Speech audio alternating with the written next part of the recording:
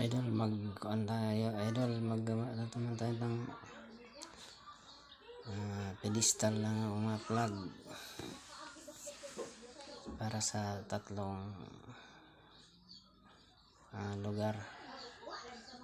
Ikuan lang, idol, lagyan lang yung tatlo ng poste na bakal, yung tatlo anim. Gagawa na tayo ng poste na kahoy.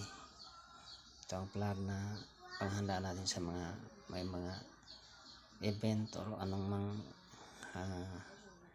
pangailangan sa publiko,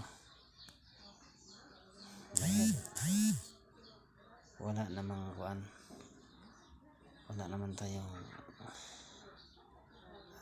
kahoy. Maghanap muna tayo para ma-provide natin yung mga kahoy para sa gagawing poste sa plug.